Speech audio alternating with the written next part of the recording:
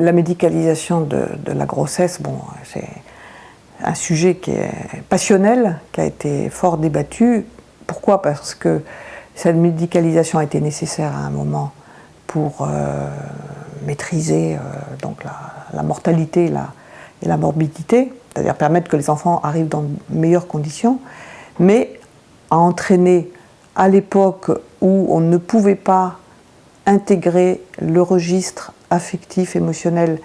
avec rigueur et avec sécurité, a entraîné on peut dire une sorte de dépossession, c'est le mot qui a été souvent utilisé,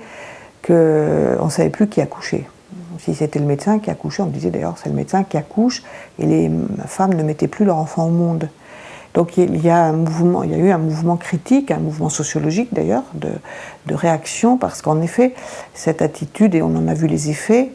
que les médecins n'ont pas maîtrisé, hein,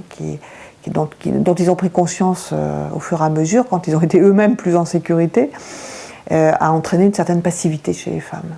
chez les parents. Et une dépendance du monde médical, du monde technique qui s'est traduit par les consultations aux urgences pédiatriques,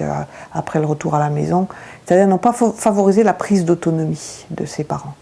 Donc il y a toute une réaction donc, avec le mouvement sociologique de démédicalisation, qui je pense n'est pas la solution, parce que les parents, disons les plus vulnérables, c'est-à-dire ceux qui n'ont pas en effet bénéficié d'un contexte affectif pour grandir suffisamment cohérent, vont bénéficier d'une équipe médicale attentive, et que la solution d'accoucher à domicile ou d'avoir une sage-femme dans la continuité, ça peut être très bien pour des gens qui sont déjà en sécurité, mais dès qu'ils sont un petit peu fragiles, c'est pas de cela qu'ils ont besoin, c'est de sentir qu'il y a autour d'eux une équipe, et une équipe qui va s'ajuster à leurs besoins, et qui a besoin justement d'une équipe qui a besoin de s'appuyer les uns sur les autres, et ce qu'on appelle l'interdisciplinarité, pour pouvoir répondre à tous les besoins de ses parents. Donc actuellement, on peut dire que cette médicalisation offre un cadre humain d'une richesse étonnante, à partir du moment où l'obstétricien, enfin le gynécologue, la sage-femme, le pédiatre